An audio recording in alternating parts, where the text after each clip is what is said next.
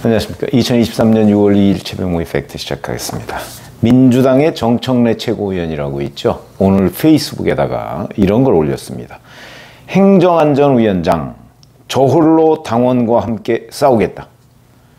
이 싸움은 정청래는 안 돼라고 생각하는 보수 언론, 일부 인사들과의 투쟁이다. 이렇게 얘기했고요. 최고위원, 당 지도부와 무관하게 누를 끼치지 않고 꺾이지 않고 길을 가겠다. 이렇게 얘기를 하고, 어제에는 정청래가 물러나면 다음 타겟팅은 이재명 대표와 지도부다. 이렇게 얘기를 했거든요. 이게 뭐와 관련된 얘기냐면, 본인이 지금 최고위원이지 않습니까? 최고위원인데 국회 상임위원장을 겸직하겠다는 겁니다. 그러니까 일부 의원들이 아니 원내대표, 대표, 최고위원 이런 거를 맡았던 사람이나 현재 맡고 있는 사람이나 이런 사람들은 상임위원장은 양보하는 게 지금까지 관행이었는데 그걸 정청래 최고위원이 깨는 것 아니냐. 그러니까 이제 이의를 제기해서 사실은 지난번 의원총회에서 이거 그냥 박수로 통과시키려다가 통과가 안 된 거거든요. 자, 그런데 여기다가 핑계를 어제는 자기가 물러나면 다음 타겟팅이 이재명 대표와 지도부라고 하질 않나. 오늘은 이 싸움은 정청래는 안 되라고 생각하는 보수 언론과 일부 인사들과의 투쟁을 갑자기 또 보수 언론을 들고 나섰습니다. 보수 언론이 무슨 상관이 있죠? 정청래 최고위원이 상임위원장을 하든 말든. 그거야 국회 내부 또는 여야 간의 관계에서 하고 있는 거 아닌가요? 거기서 해결할 문제이지. 그게 언론이 무슨 상임위원장 이 사람이 되면 좋고 저 사람이 되면 안 좋고 이런 건가요? 세상에 이런 핑계가 어딨나.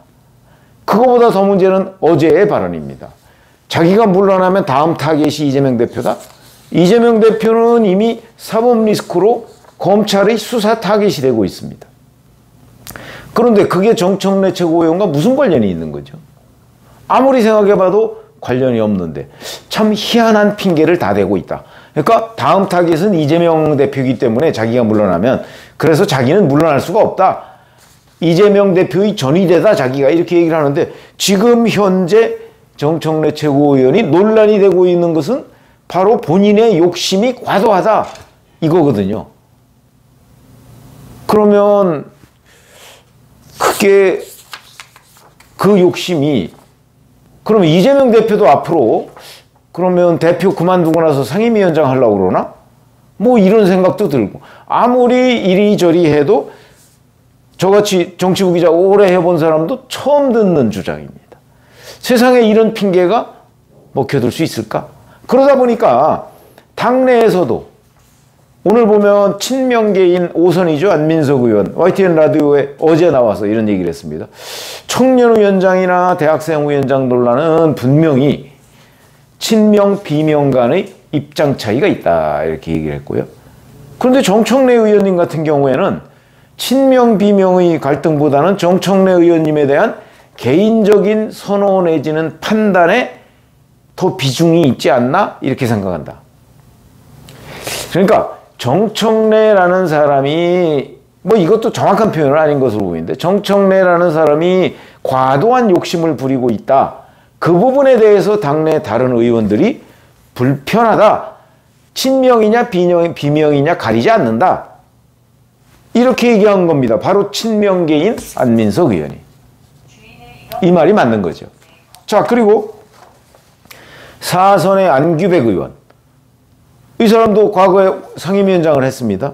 오늘 또 YTN 라디오에 나와서 당의 전통적인 관행은 당대표를 했거나 장관을 한 사람들은 상임위원장을 안 하는 게 원칙이다. 이렇게 얘기했습니다. 그런데 이제 지난번에 이런 사람들이 상임위원장을 했던 것은 국민의힘하고 민주당하고 상임위원장 배분이 잘 협상이 안 되는 바람에 왜 민주당이 독식을 한 적이 있죠.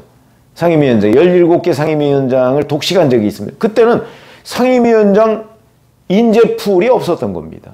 그래서 그때 한번 이제 장관을 했거나 또는 최고위원을 했던 사람들도 상임위원장을 맡겼는데, 그런데 이제는 정상적으로 돌아와야 되는 것 아닌가 하는 게 안규백 의원의 주장입니다.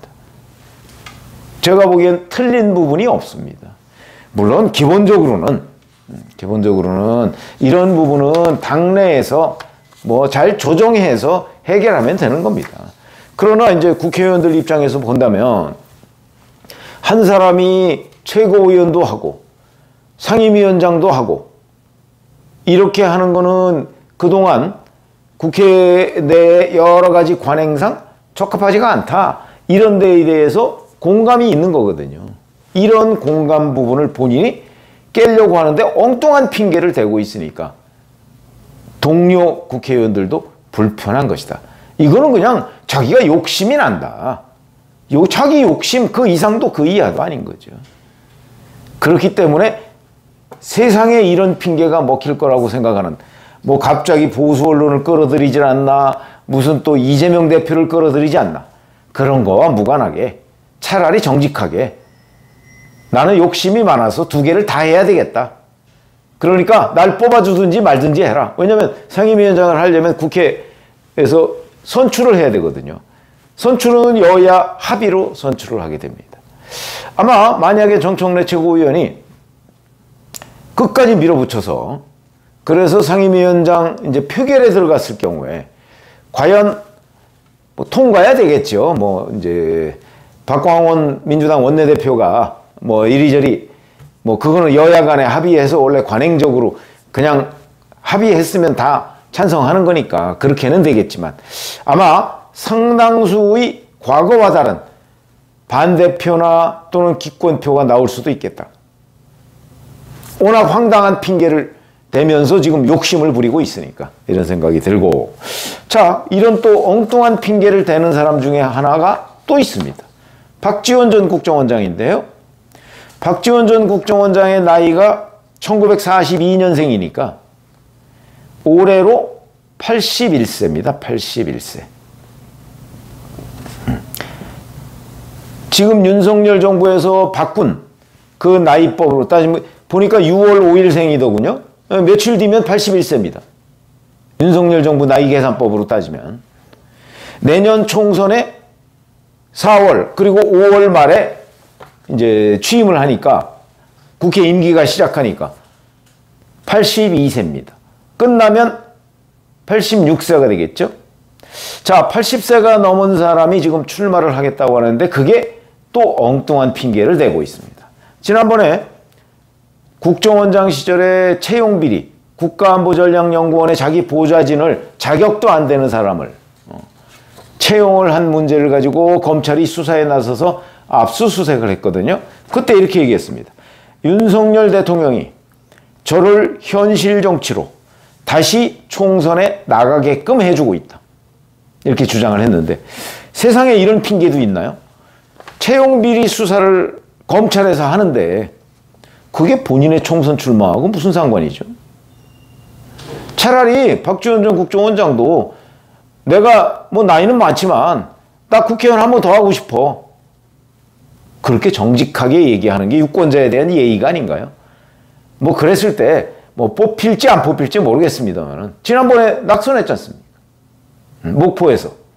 이번에도 광주, 뭐 진도, 안도 뭐 이런 자기 고향 뭐 여기 열심히 지금 드나든다고 하더군요. 그래서 아마 언론에서는 아, 박지원 전 국정원장이 뭐 수도권이나 이런 데에 좀 비교적 어려운 데 말고 그냥 나가면 무조건 당선되는데 민주당 공천을 받으려고 한다. 뭐 이렇게 다들 분석하고 있고요.